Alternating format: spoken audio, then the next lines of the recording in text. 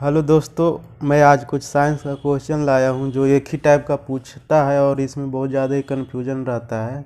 देखिए, मैं बताता हूँ जो एक ही टाइप का है, जो एक जगह करके मैं लाया हूँ क्वेश्चन। तो देखिए और समझिए और प्लीज़ लाइक और सब्सक्राइब करें। देखिए, क्वेश्चन जो पूछा जाता है बार बार कि पृथ्वी के पलायन वेग का मान कितना होता है। तो पृथ्वी का पलायन वेग का मान होता है कितना, तो 11.2 किलोमीटर पर सेकेंड। समझे। इसी प्रकार पूछेगा अगर सूर्य का पलायन वेग का मान कितना होता है, तो कितना हो जाएगा इसका।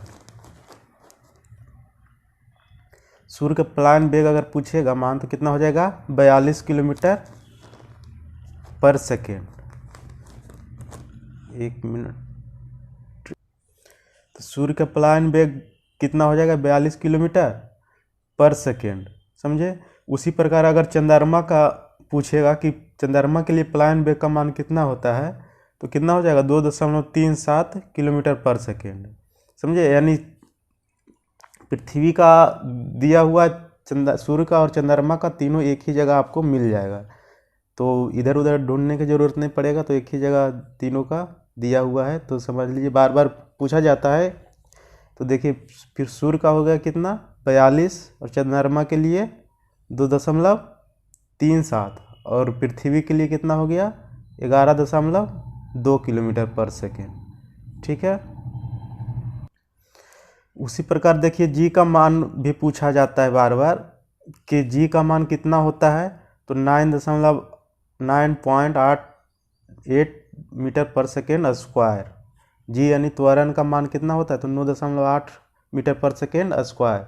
अगर पूछेगा कि जी का मान विषुवत पर होता है कितना, तो न्यूनतम होता है। पूछेगा अगर जी का मान न्यूनतम कहाँ पे होता है, तो विषुवत रेखा पर होता है। समझे। और जी का मान अगर अधिकतम पूछेगा यानी महत्तम पूछेगा, तो कहाँ होगा, ध्रुवों पर। विषुवत पर होता है न्यूनतम और ध्रुवों पर अधिकतम।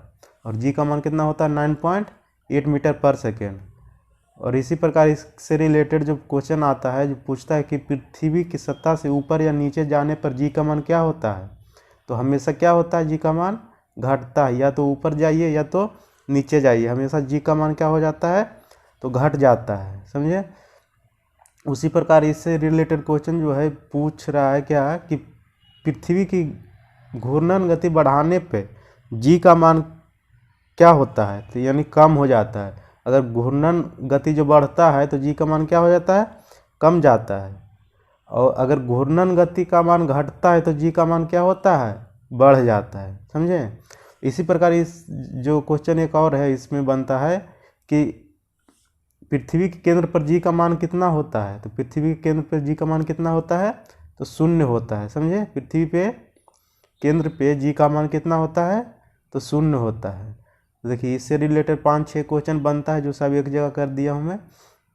तो पहला तो हो गया कौन सा, कि जी का मान कितना होता है, तो 9.8 मीटर पर सेकेंड स्क्वायर। और जी का मान न्यूनतम कहाँ होता है, तो विषुवत रेखा पर। और अधिकतम कहाँ होता है, तो ध्रुव पर। समझे। अब पृथ्वी के ऊपर नीचे जाने पर जी का मान क्या होता है, तो घटता है।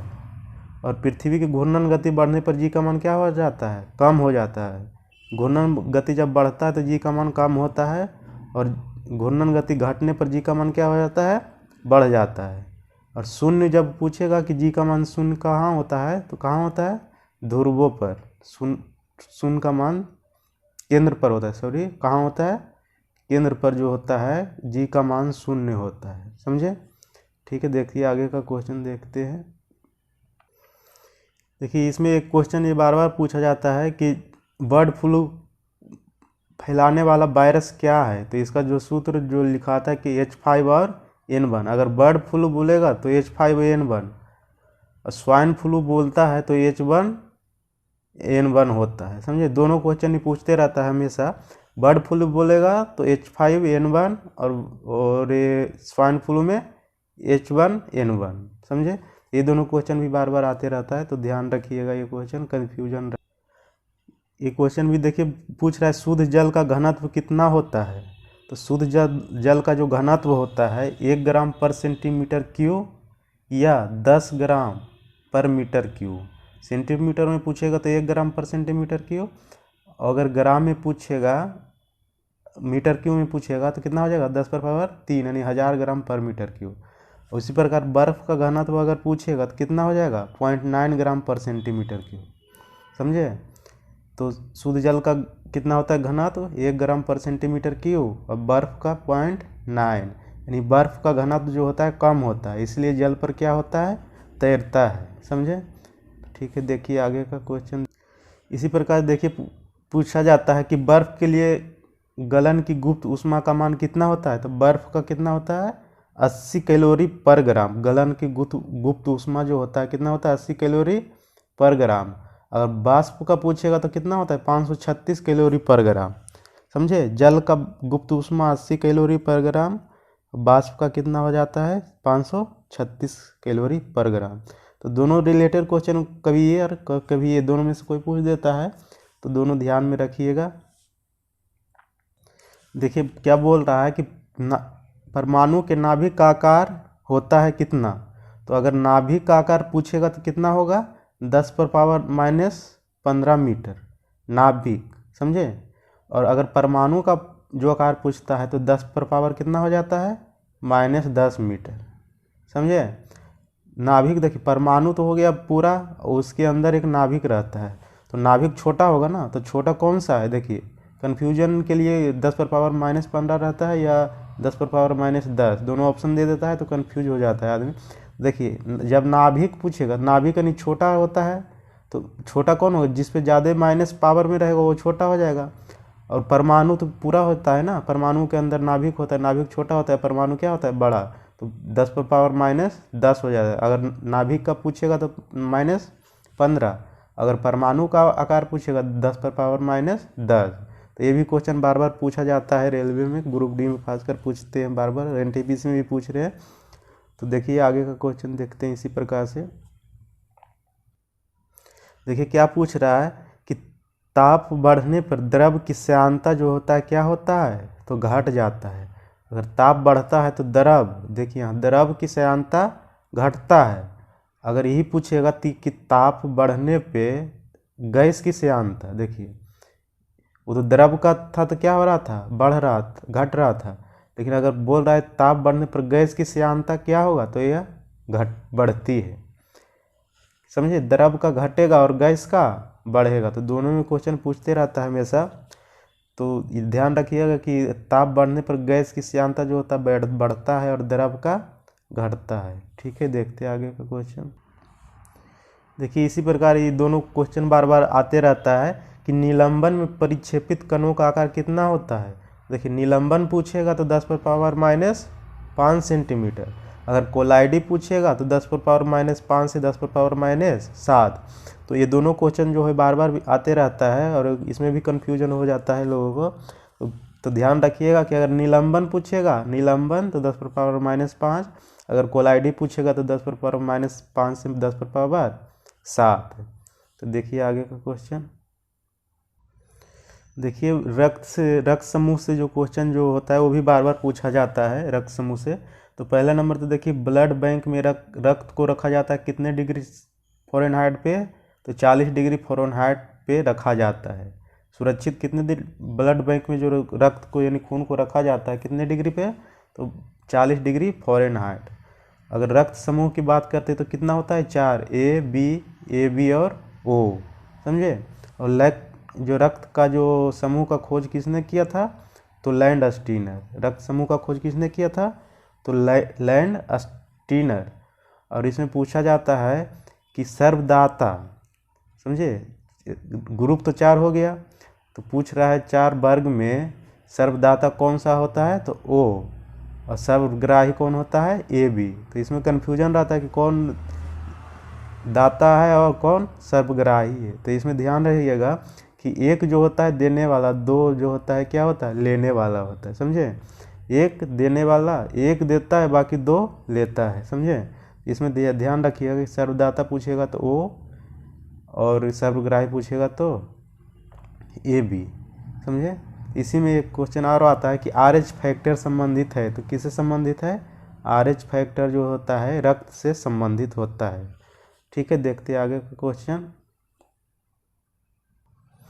देखिए, इस रक्त से ही संबंधित क्वेश्चन जो होता है पूछता है कि किस रुधिर वर्ग में एंटीबॉडी नहीं पाई जाती है। तो अगर एंटीबॉडी की बात बोलेगा तो ए बी में नहीं पाया जाता है, क्योंकि यह क्या है, ये दोनों सर्वग्राही है, इसलिए एंटीबॉडी नहीं पाया जाता है इसमें। अगर पूछेगा दोनों एंटीबॉडी पाया जाता है तो किस में, ओ में, जो सर्वदाता है, समझे। एंटीबॉडी नहीं पाया जाता किस में, तो ए बी में, और दोनों एंटीबॉडी किस में पाया जाता है, तो ओ में। ठीक है, आगे को देखिए, क्वेश्चन इसमें पूछा जाता है कि किस रुधिर वर्ग में कोई एंटीजन नहीं पाया जाता है। तो ओ में जो होता है कोई एंटीजन नहीं पाया जाता है, समझे। एंटीबॉडी नहीं पाया जाता तो ए बी में, और दोनों एंटीबॉडी पाया जाता है तो ओ में, और कोई एंटीजन नहीं पाया जाता है तो किस में, ओ में। ठीक है, तो ये क्वेश्चन पूछते रहता है बार बार, तो कन्फ्यूज हो जाते हैं लोग। देखिए, ये भी पूछते रहता है, हल्का ही क्वेश्चन है। बोलता है 7 से अगर कम हो तो उस पीएच मान अगर 7 से कम होता है तो वो कैसा होता है, वह अम्लीय होता है। 7 से कम रहता है तो अम्लीय, अगर 7 के बराबर होता है तो वह जल या उदासीन बोलते हैं, उदासीन, समझे। उदासीन बोलते हैं, जल होता है, ये क्या होता है, उदासीन होता है। तो अगर 7 हो तो 7 से कम हो तो अम्लीय, अगर 7 हो तो उदासीन या जल कह सकते हैं। शुद्ध जल का मान 7 होता है, समझे। अगर 7 से अधिक हो तो क्या हो जाएगा, तो क्षारीय हो जाएगा। ठीक है, तो ये भी ध्यान रखिएगा। देखते हैं आगे का क्वेश्चन। देखिए, ये भी क्वेश्चन पूछते रहता है बार बार कि जल में विलेय विटामिन कौन कौन सा होता है। तो जल में पूछेगा तो क्या हो जाएगा, BC जल में। उसके बाद जो बाकी जो रहता है ADE के, वो क्या किस में घुलनशील रहता है, तो बसा में। BC केवल रहता है जल में, दो विटामिन जो होता है वो जल में घुलनशील होता है, और जो बाकी होते हैं ADE के बसा में। बस याद रखिएगा, जल में BC है, उसके बाद वो क्या होता है, बसा में। ठीक है, तो देखते हैं आगे का क्वेश्चन। देखिए, मनुष्य के शरीर का जो ताप होता है, सामान्य ताप, ये भी पूछते रहता है। 3 फॉर्मेट में रहता है। अगर फॉरेनहाइट में पूछेगा तो 98.6 डिग्री फॉरेनहाइट, और डिग्री सेंटीग्रेड में सेल्सियस में पूछेगा तो 37 डिग्री सेंटीग्रेड सेल्सियस, और केल्विन में पूछेगा तो 310 केल्विन। तीनों में से कोई दिया रहेगा। अगर केल्विन में तो 310, सेल्सियस में तो 37 डिग्री सेल्सियस, और फॉरेनहाइट में तो 98.6 डिग्री फॉरेनहाइट। ठीक है, तो ये भी ध्यान रखिएगा, क्वेश्चन पूछते रहता है बार बार। देखिए, ये भी क्वेश्चन पूछते रहता है कि सबसे ज़्यादा कार्बन की मात्रा किस लोहा में होता है। तो सबसे ज़्यादा कार्बन की मात्रा कौन से लोहा में होता है, तो ढलवा में। अगर सबसे कम पूछेगा तो पिटवा में, समझे। सबसे ज़्यादा कार्बन तो ढलवा, और सबसे कम कार्बन तो पिटवा लोहा। ठीक है, ये भी ध्यान में रखिएगा, कन्फ्यूजन हो जाता है, बार बार आते रहता है क्वेश्चन। देखिए, ये भी क्वेश्चन जो होता है कन्फ्यूजन रहता है लोगों को। देखिए, क्या बोल रहा है कि जल में घुलनशील होने वाले पदार्थ कौन कौन सा है। तो ऑप्शन में दे देता है कि चीनी, नमक, फिटकिरी, नीला तथा एल्कोहल, ये सब जो क्या है, जल में घुलनशील होता है, समझे। और उसी प्रकार पूछेगा कि एल्कोहल में कौन सा घुलनशील है, तो छाटने का रहेगा तो छाट दीजिएगा अगर ध्यान में रहेगा। तो एल्कोहल में कौन कौन सा घुलनशील होता है, बर्निश, कपूर, चमड़ा, लाख, आयोडीन आदि, समझे। उसी प्रकार से अगर पूछेगा कि कार्बन टेट्राक्लोराइड में घुलनशील पदार्थ मुख्यतः कौन कौन है, तो कार्बन टेट्राक्लोराइड में कौन कौन सा घुलनशील है, तो तेल, वसा, घी, मोम, यानी तैलीय चीज़ जो जितना भी रहेगा वो कार्बन टेट्राक्लोराइड में घुलनशील होगा। और एल्कोहल में कौन सा हो गया, बर्निश, कपूर, चमड़ा, लाख, आयोडीन आदि हो गया। जल में तो नॉर्मल सब जानते ही हैं, नमक होता है, चीनी होता है, फिटकिरी भी घुल जाता है, नीलत होता है, एल्कोहल, ये सब तो घुलता ही। बाकी ये दोनों को ध्यान में रखिएगा, खासकर कार्बन टेट्राक्लोराइड वाले में तेल, वसा, घी और मोम। बर्निश, कपूर, चमड़ा, लाख, आयोडीन ये सब किस में है, तो एल्कोहल।